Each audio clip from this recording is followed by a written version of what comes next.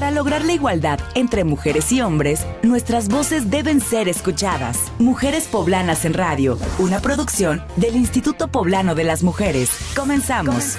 Transformando a las mujeres poblanas.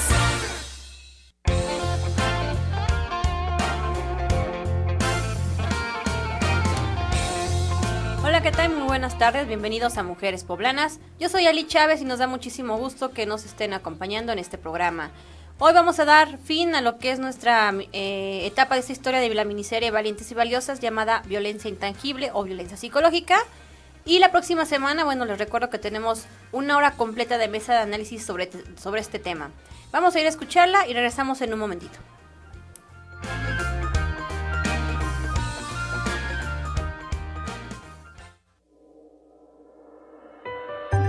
La humanidad posee dos alas. Una es la mujer, la otra es el hombre. Hasta que las dos alas no estén igualmente desarrolladas, la humanidad no podrá volar. B. Boutros Ghali. El Instituto Poblano de las Mujeres, en colaboración con Puebla Comunicaciones, presenta una producción del Consejo Estatal de la Mujer y Bienestar Social del Gobierno Mexiquense, Radio Mexiquense, el Gobierno del Estado de México, el Instituto Nacional de Desarrollo Social, INDESOL, y el Programa de Apoyo a las Instancias de la Mujer en las entidades federativas, PAIMED. Valientes y valiosas. Así somos las mujeres. Miniseries radiofónicas que te ayudan a conocer, identificar y superar situaciones de violencia. Hoy presentamos Violencia Intangible, una historia de violencia psicológica. Capítulo 5. En el capítulo anterior, Marta decidió buscar a su amiga Tere después de mucho tiempo de no verla. El reencuentro fue emotivo y también sería decisivo para que Marta tomara una de las decisiones más importantes de su vida. Las amigas platican ahora en la banca de un parque. No lo puedo creer, Marta. ¿De veras vas por tu cuarto hijo? Eso era en tiempos de nuestras abuelas. ¿No has oído eso de que la familia pequeña vive mejor? Así es, Tere. 4 de ellos. Y me imagino que sí, que la familia pequeña vive mejor. Yo me la he pasado bien duras. Pero ¿sabes qué? A mis chaparros no los cambiaría por nada del mundo. Son lo único que me llena en esta vida. ¿Te acuerdas de tu primer baby shower? Te escapaste de tu casa para poder ir. Estabas muy contenta. El primero y el último. Después Ricky me los prohibió. ¿Te acuerdas que me dijiste que parecía que vivía en un cuartel?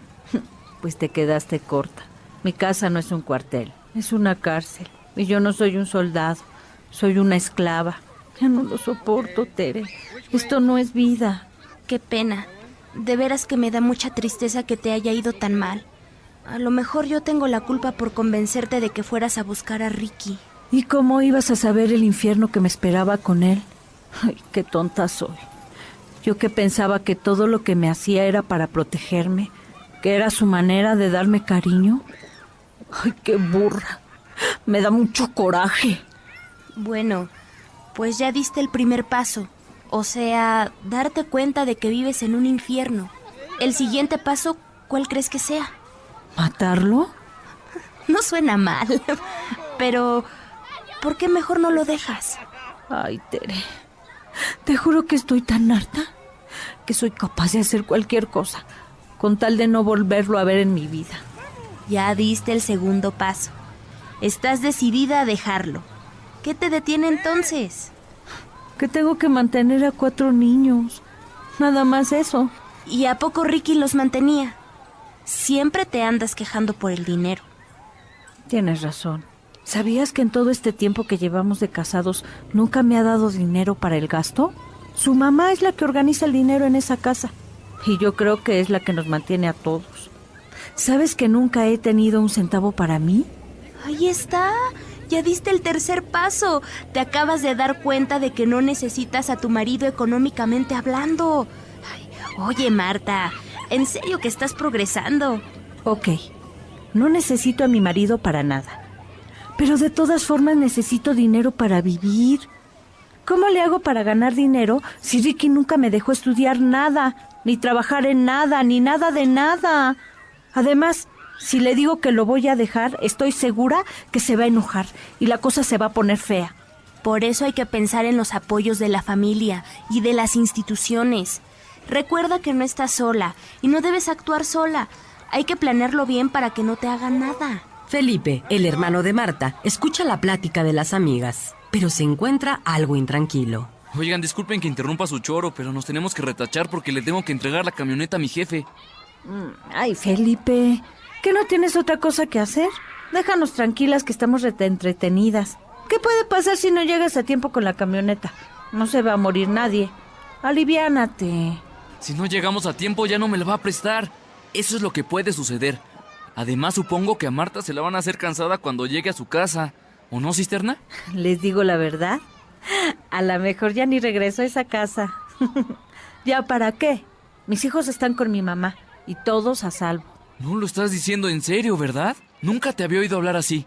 Hasta pareces otra. Creo que por fin te está funcionando el cerebro. Ya, calmado. Ahorita te revelo mi secreto. Pero primero tenemos que pensar en algo para mantenerme a mí y a mis hijos. ¿Para mantenerte en forma? Eres un idiota, ¿verdad, Felipe? Creo que sí. ¿Me perdonas si te doy un ramo de flores? ¿De cuáles te gustan? Porque yo nunca he visto que el Ricky te dé unas flores. ¿Ramos? ¡Claro! ¡Ahí está! ¡Eres un genio, Felipe! La maestra Guadalupe Ramos. Ay, pero después de lo que le hizo Ricky no creo que tenga muchas ganas de verme. Y su pobre asistente ha de traer dentadura postiza. Estás equivocada. Yo la seguí viendo hasta hace poco y cada vez me preguntaba por ti. Dice que eres una de las alumnas más brillantes que ha tenido y que no mereces tener ese marido. Creo que te extraña, Marta. ¿En serio? Eso sería sensacional. ¿De qué están hablando? ¿Quién es la maestra Ramos? Lupita Ramos, es la maestra de repostería y puede ser la minita de oro para Marta. ¿Nunca has probado los pasteles que hace tu hermana? Ay, ¿cómo quieres que los pruebe, Tere? Ricky los despedazaba a todos. Después de que tuve que dejar de tomar clases, yo seguí horneando de vez en cuando, pero Ricky siempre los encontraba y los echaba a la basura. Está bien loco. Hasta los postrecitos que les hacía a mis hijos los deshacía, y si los escondía era peor. Entonces, un día decidí no volver a hacer ni un solo pastel más. ¿Y por qué no los vendes en el puesto de jugos de mi papá? Si son tan sabrosos como dices, se van a vender de volada. Y así los dos salen ganando. Oye, no es mala idea. A veces la cabeza te sirve para pensar. Ya vámonos, Marta, que mi jefe se va a poner nervioso y luego a ver quién lo aguanta. Ándale, Marta. Yo también me tengo que regresar a la farmacia. De ahora en adelante nos vamos a ver bien seguido. Y mucha suerte, de veras. Acuérdate que cuentas conmigo para lo que se te ofrezca. Muchas gracias por todo, Tere. Me acabas de abrir los ojos. Luego te llamo. Felipe manejó hasta la vecindad. Cuando llegaron, subió a casa de su mamá, mientras Marta se dirigió a la suya. Vaya, hasta que llegaste. ¿Por qué no trajiste a los niños? Ya sabes que no me gusta que anden fuera de su casa. Ay, no exageres, ni que fueran adolescentes descarriados. Están con su abuela a 300 metros de distancia.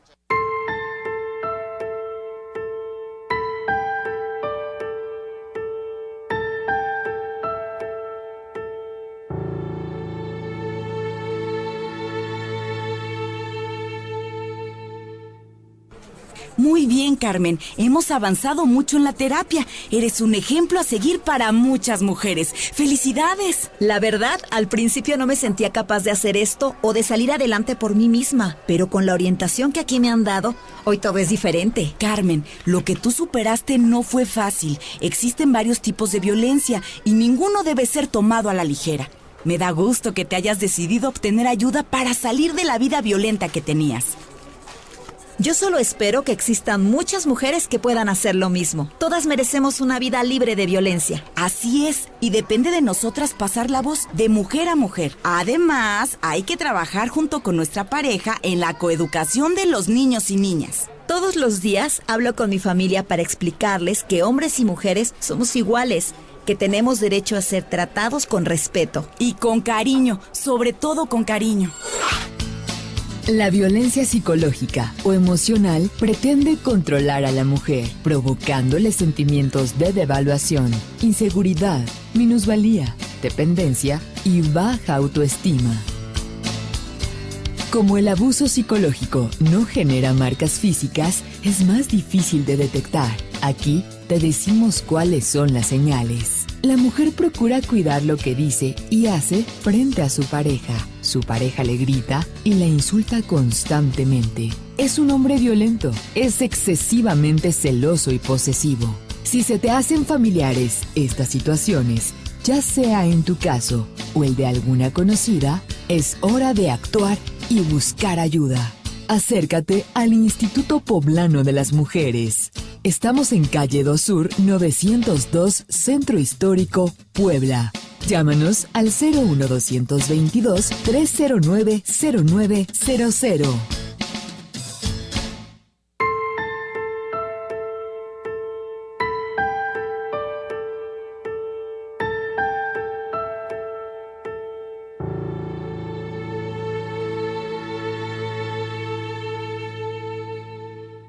¿Sabías que el Instituto Poblano de las Mujeres brinda orientación psicológica en caso de violencia? Sí, cuenta con un equipo de psicólogas capacitadas en perspectiva de género que brindan atención a las mujeres de forma amable y confidencial.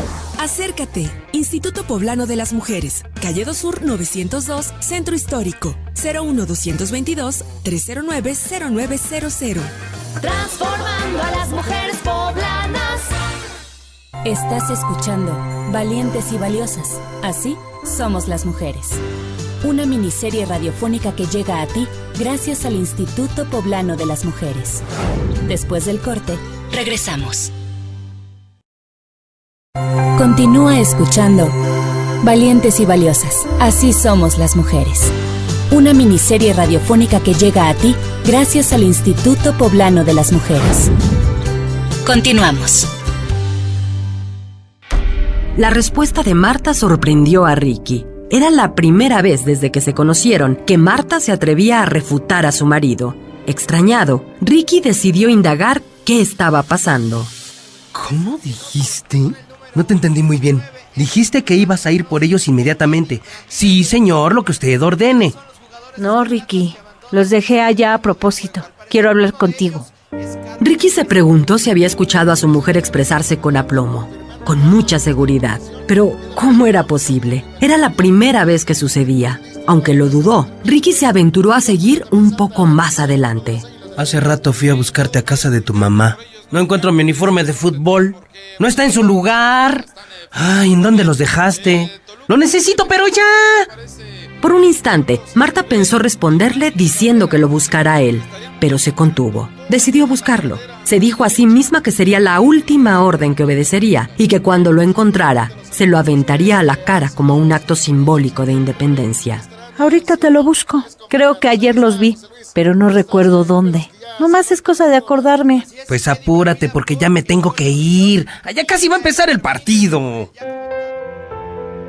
Marta empezó a recordar. Había visto ese uniforme en un cesto medio abandonado que estaba al fondo del cuarto de planchar. Y efectivamente, ahí estaba. Lo había separado para hacerle algún remiendo. Y ahí también había ropa de sus hijos, esperando que le pegaran unos botones. Una lágrima se asomó por sus ojos al darse cuenta de que su familia estaba a punto de deshilacharse, como esa ropa. Pero estaba decidida a dar ese paso por el bien de sus propios hijos. Entonces, tomó el uniforme de Ricky y se lo fue a entregar. ¿Lo encontraste? Date prisa, que no tengo tu tiempo. Sí, aquí lo traigo. Pues, ¿qué esperas? Mientras me lo pongo, dale grasa a mis tacos. Marta sintió que la sangre le hervía. Esa olla de vapor en que se había convertido estaba a punto de explotar. Apretó el uniforme con todas sus fuerzas y se lo arrojó a Ricky en la cara. Aquí tienes tu mugroso uniforme. ¿Nunca más me oíste? Nunca más me voy a volver a arrodillar ante ti ni ante nadie. Ya bájale, Marta. ¿De qué se trata todo esto? ¿Estás ensayando para una obra de teatro? No, Ricky. La obra ya se acabó. Ya no estoy dispuesta a que me humilles, a que todo el tiempo me tengas atemorizada. Ya basta de insultos y de amenazas. De que me tengas vigilada. Se acabó, Ricky. Me largo de aquí. ¿Y tú qué dijiste? Esto te va a costar caro. Pero para empezar, te voy a quitar a los niños. Y luego te voy a ir a acusar por abandono de hogar. Ya no te tengo miedo. Sé que tus palabras están huecas. Y ahora me saliste respondona. Escúchame bien, gorda fodonga. Ahora que regrese del partido, quiero que ya estén aquí mis hijos y que me tengas lista la cena. Y no quiero que mi mamá se entere de este pancho tuyo. Tu mamá me va a dar la razón. Ella sí me comprende. De veras te pasas. Pero ya te lo advertí. La que va a acabar riéndose de ti soy yo. Ya lo verás. ¡Me lleva! ¿Ya viste qué horas son? Por tu culpa voy a llegar tarde. Me voy a tener que ir corriendo. Ricky salió disparado de su casa, cruzó la unidad habitacional y sin la mínima precaución se atravesó la avenida para alcanzar la canchita de fútbol que estaba enfrente. Mientras tanto, con la ayuda de su familia, Marta se llevó sus cosas y las de sus hijos a casa de sus papás. Ay, hija, ¿por qué lo enfrentaste tú sola? Te pudo haber hecho algo muy grave. Me hubieras dicho que te acompañara. Tienes razón, mamá. Lo bueno es que estaba más preocupado en su partido de fútbol que en lo que pasa en su casa. Todavía creo que es una broma y que no lo voy a dejar. ¿Qué sorpresa se va a llevar cuando regrese a la casa? Pero Ricky tardaría mucho en regresar a su casa. Cuando corría por la avenida para llegar a su partido de fútbol, no se fijó que un auto venía en camino y terminó atropellado en el asfalto con varios huesos rotos. Después de una operación y varias semanas en el hospital, pudo regresar a convalecer a su casa. Ay, mamá, ¿no te dijo el doctor cuánto tiempo voy a estar enyesado? Ay, no puedo mover ni un dedo. Me dijo que no lo podía saber, hijo. Tienes fracturadas las costillas, los brazos y una pierna. De puro milagro estás vivo. Y antes no quedaste paralítico. ¿Y Marta? Ay, ¿a poco era cierto eso de que me iba a dejar? Ay. Pues motivos no le faltaron. Yo hubiera hecho lo mismo. ¿Sabías que consiguió un trabajo para hacer pasteles? Ella se mantiene solita, y también a tus hijos. Así que por fin se salió con la suya. Pero ya verás que al rato regresa conmigo. Vas a ver que aprenderás mucho de esta lección. Los días pasaron. Marta pudo mantener a sus hijos sin privaciones gracias a los negocios que hizo con la señora Ramos. Trabajaba en su nueva casa a la que pudo cambiarse unos meses después. Ricky, por su parte, comprendió finalmente que había cometido muchos errores y que nada compensaba el terrible daño de la violencia psicológica que había ejercido sobre Marta. Una nueva vida los estaba esperando, a cada quien por su lado, una vida libre de violencia.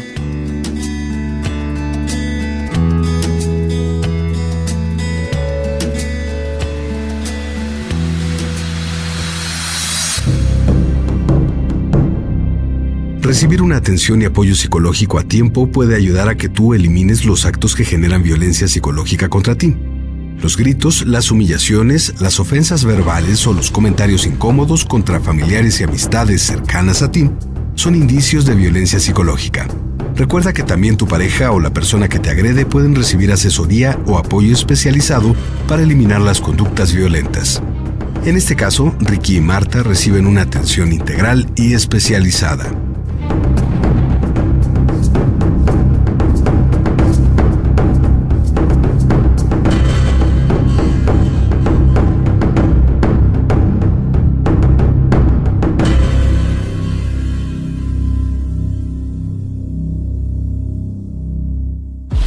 A continuación ofrecemos información útil sobre la violencia psicológica. La hostilidad y las conductas abusivas son las formas de violencia psicológica silenciosa que más sufren las mujeres por parte de sus parejas sentimentales. Los daños en la víctima son irreversibles la mayoría de las veces. Las mujeres sometidas a un clima de abuso emocional sufren una progresiva debilitación psicológica, presentando cuadros depresivos que pueden desembocar en suicidios o, en el mejor de los casos, dejan secuelas tales como miedo, terror, culpa, sentimientos de minusvalía y devaluación. La violencia psicológica en la pareja crea fuertes resentimientos que producen inseguridad, incapacidad, dolor, así como graves daños a la autoestima y dignidad de las personas. Si entendemos que la otra persona no es propiedad nuestra, podremos aprender a respetar sus decisiones y a reconocer que su cuerpo, su mente y sus emociones no nos pertenecen. Por ello, es necesario que en la pareja exista respeto mutuo, colaboración, comunicación y diálogo, afecto y confianza, interés en su manera de ser y de pensar, apoyo en cualquier momento. Es posible que en algunas ocasiones la forma de ser de nuestra pareja o de las personas de nuestra familia no nos agrade y por ello tengamos sentimientos de ira o enojo. Sin embargo, no hay razón que justifique la violencia, los insultos y las humillaciones. La violencia psicológica consiste en cualquier acto u omisión que dañe la estabilidad psicológica, que puede consistir en negligencia, abandono, descuido reiterado, celotipia, insultos, humillaciones, devaluación, marginación, indiferencia, infidelidad, comparaciones destructivas, rechazo, restricción a la autodeterminación y amenazas, las cuales pueden conllevar a la víctima a la depresión, al aislamiento, a la devaluación de su autoestima e incluso al suicidio. Los Centros de Prevención, Atención y Tratamiento para Víctimas de la Violencia Familiar realizarán, entre otras, las siguientes acciones. Terapias, en las que se darán elementos necesarios para que el sujeto relacionado con la violencia familiar pueda desenvolverse en un ambiente normal, reforzando su dignidad e identidad como miembro de la familia. Y reeducación. Mediante esta acción se reforzarán los valores que como personas se deben de tener para el mejor desenvolvimiento en la sociedad y por ende elevar la calidad de la relación familiar.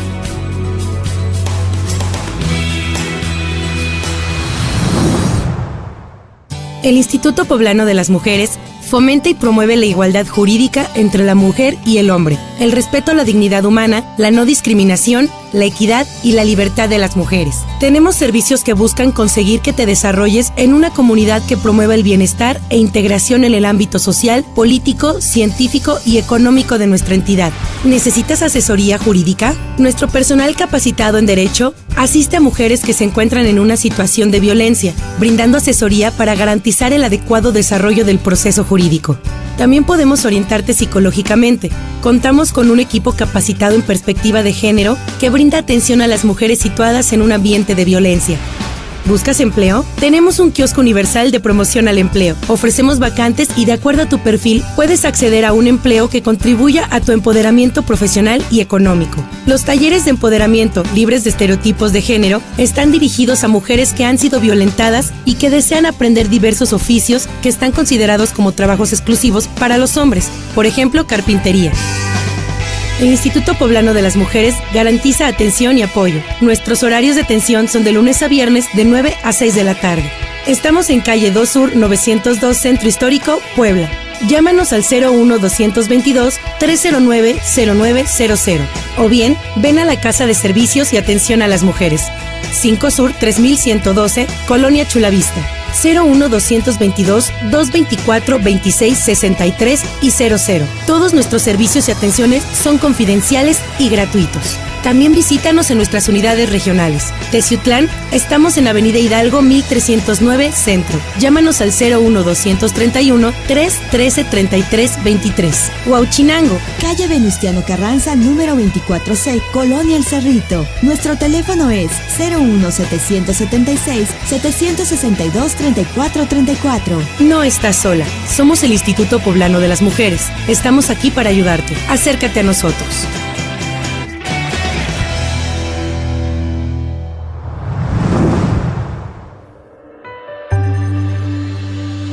El Instituto Poblano de las Mujeres, en colaboración con Puebla Comunicaciones, presentaron una producción del Consejo Estatal de la Mujer y Bienestar Social del Gobierno Mexiquense, Radio Mexiquense, el Gobierno del Estado de México, el Instituto Nacional de Desarrollo Social, INDESOL, y el Programa de Apoyo a las Instancias de la Mujer en las entidades federativas, PAIMEF. Valientes y valiosas. Así somos las mujeres. De mujer a mujer. Búscanos en Facebook como Mujeres Poblanas. También puedes escribirnos a comunicación.ipmujeres@gmail.com. Este programa es público, ajeno a cualquier partido político. Queda prohibido el uso para fines distintos al desarrollo social.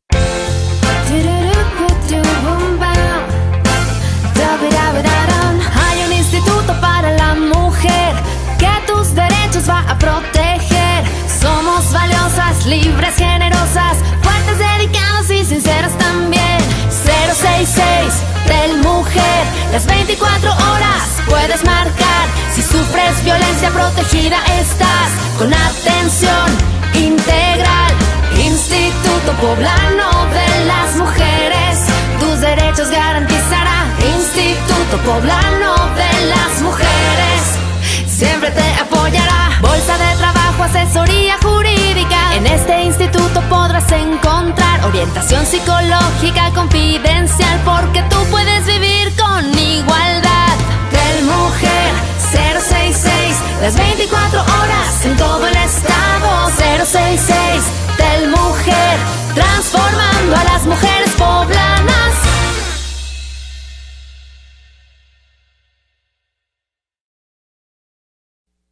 Estás escuchando Mujeres Poblanas, una producción del Instituto Poblano de las Mujeres. Continuamos. Dialogando. Palabras que rompen estereotipos de género. Dialogando.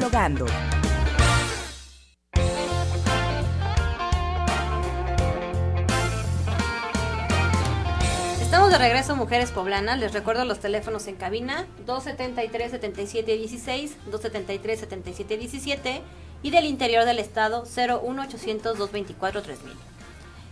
Bueno, el día de hoy seguimos platicando lo que es violencia psicológica, y de hecho vamos ya a cerrar un poco lo que es el tema, porque si escucharon hace un momento, bueno, ya nuestra miniserie ya concluyó. Vimos que por fin, bueno, Marta, la protagonista, decidió enfrentar a Ricky, y que bueno, decide tener una vida libre de violencia, que es lo que todas las mujeres que están inmersas en este problema deben hacer. Y el día de hoy, en esta tarde, tenemos a la licenciada Norma Zamorano Rojas, quien es psicóloga certificada del Instituto Poblano de las Mujeres, quien atiende a mujeres y niñas en el CEPROMUVI. Buenas tardes.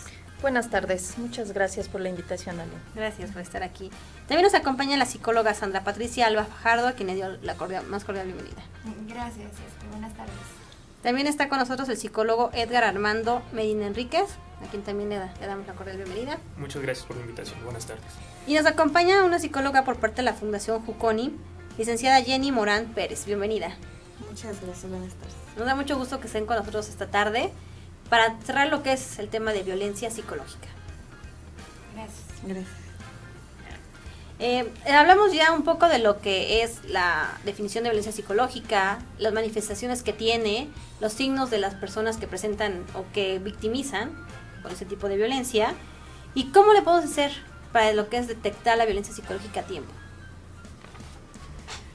La violencia psicológica es una problemática que es muy suave y muy sutil. Nos enfrentamos, cuando estamos hablando de violencia psicológica, a una primera problemática, que es la cuestión de que se ha normalizado la violencia, ¿no? Y entonces nos encontramos con mucha frecuencia en la atención que mujeres piensan que la violencia es un elemento de la interacción común, corriente, cotidiana, normal, ¿no? Entonces en terapia incluso escuchamos frases como, pues me pegan lo normal, o le pegas al niño pues solamente para educarlo, ¿no? Y entonces tenemos ahí una cuestión de normalización de la violencia, y que además la violencia forma parte de nuestra cultura, y además tiene justificaciones múltiples como un medio de comunicación. Entonces ahí es donde radica mucho de cómo podemos abordar la violencia y lo difícil que es poder empezar a mirarla, poder empezar a verla.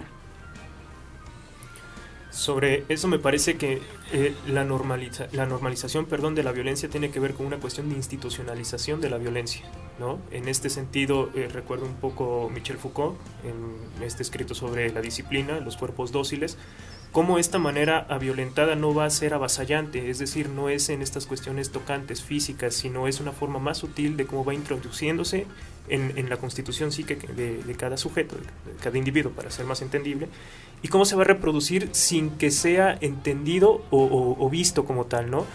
Cuando usted decía sobre un proceso de comunicación, me parece que el lenguaje también tiene implícito algo de violencia o mucha violencia, ya no en el arremetimiento contra el otro, sino justamente en aquello que nos separa de la naturalidad. Claro, cuando la violencia se hace física, muchas veces lo primero que vemos, la manifestación más evidente, más brutal de violencia es la violencia física, pero es el elemento que nos comenta Edgar es muy importante. La violencia psicológica es mucho atrás, mucho atrás. Para que se dé la violencia física es que ya ha habido previamente un proceso de violencia psicológica fuerte y que además ha ido en aumento. Empieza muy sutil, empieza muy suave y va avanzando hasta que le abre paso, hasta que la violencia psicológica puede entenderse en ese contexto, ¿no? en esa apertura que se va abriendo desde la violencia psicológica. Así es. Bueno, decíamos aquí, la violencia psicológica también se ha de detectar desde 3 perspectivas, ¿no? Una es la sufrida por la víctima, la sufrida por otras personas que también, ¿no? Puede ser la familia, los hijos o las hijas que rodean a esta mujer, y la violencia ejercida por ella misma, ¿no? Porque también al estar recibiendo tanta violencia psicológica, decíamos, o sea, le pueden venir manifestaciones como pérdida de sueño, trastornos alimentarios, depresión, menosprecio por ella misma, ¿no? Y tocas un tema bien interesante, ¿no? Cuando estamos hablando de violencia pensamos que solamente podemos recibirla si estamos como en una interacción con el otro, como de manera directa. Y hay un elemento que es muy importante, ¿no? La violencia cuando somos testigos de esta violencia. Y a veces pensamos que eso no es tan violento. Y entonces puede haber una cantidad de violencia en la tele y pensamos que eso no nos afecta, ¿no? O podemos ver interacciones violentas dentro del hogar y pensar que eso no afecta.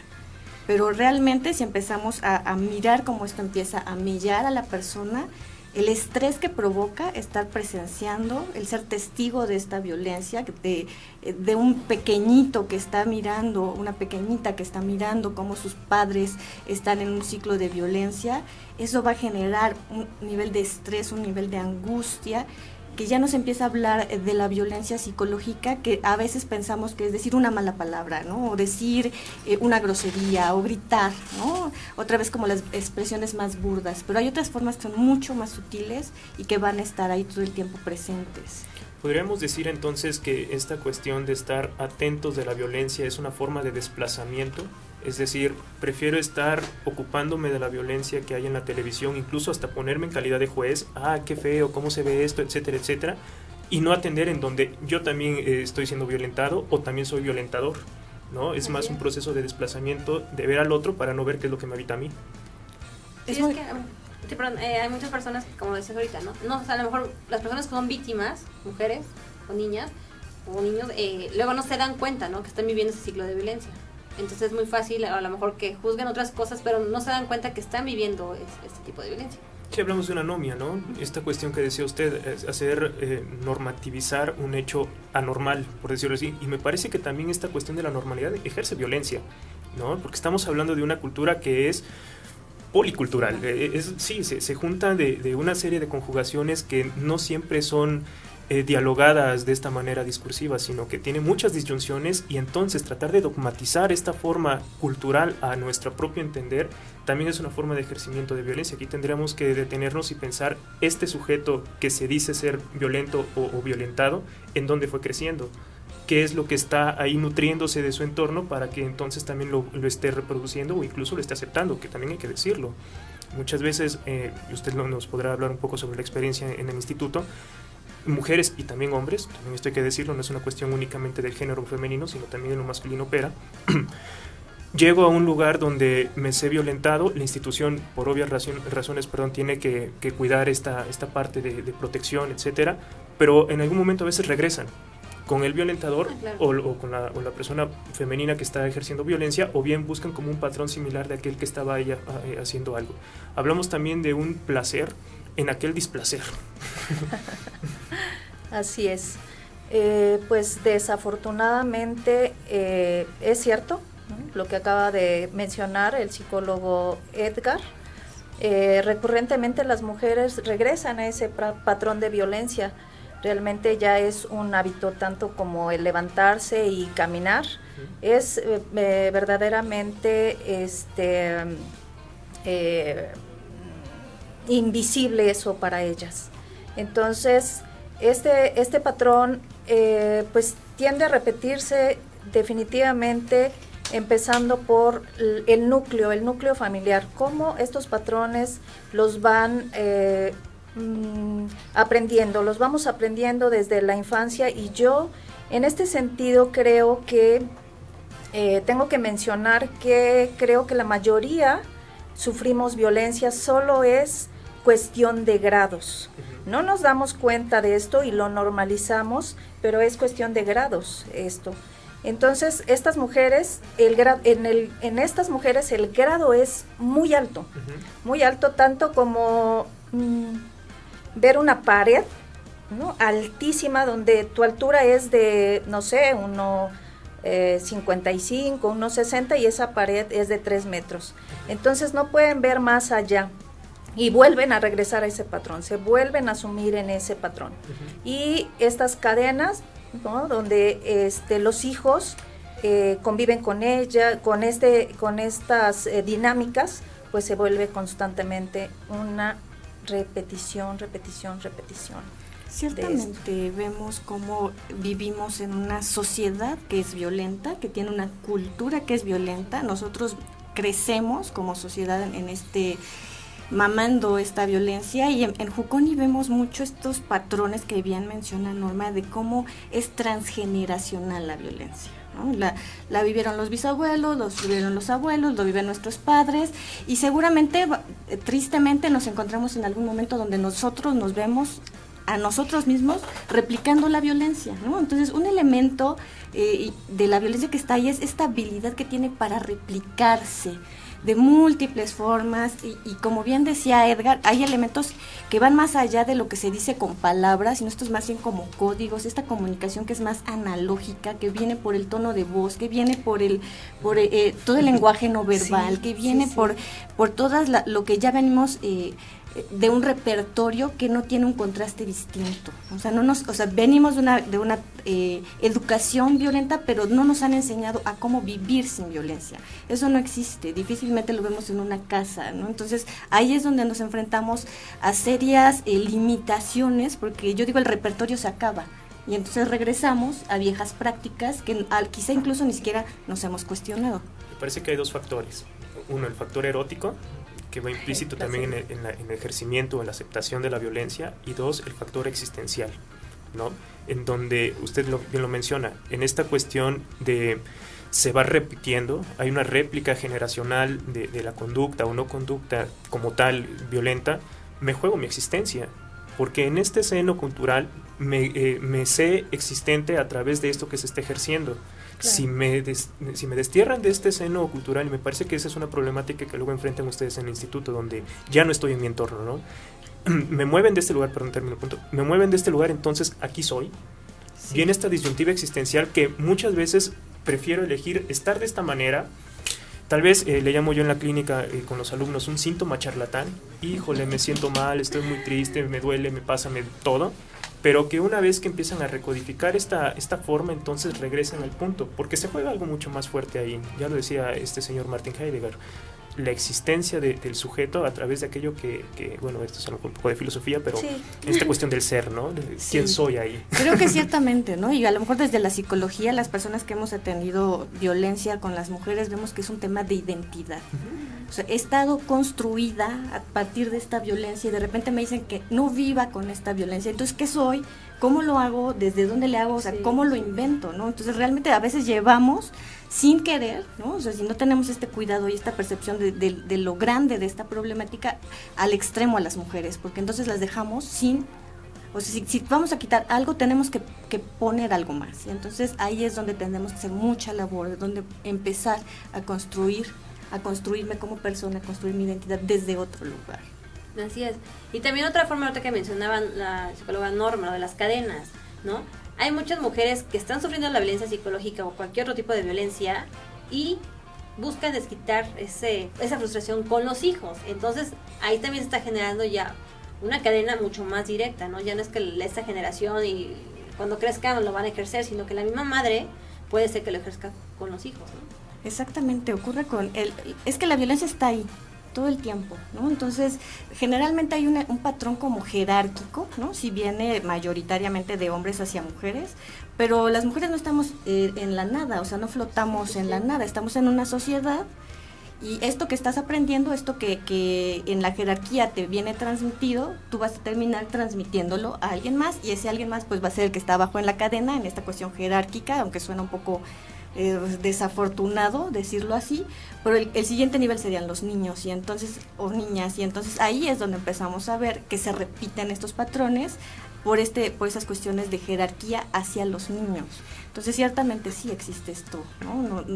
Somos víctimas y victimarias, pero creo que también los hombres. Y desafortunadamente que los niños de infancia van a ser víctimas, pero van a crecer y en adultos serán victimarios. Así es. Bueno, vamos a ir a un corte, regresamos a Mujeres Poblanas. Sigue escuchando Mujeres Poblanas, una producción del Instituto Poblano de las Mujeres. En un momento más, regresamos.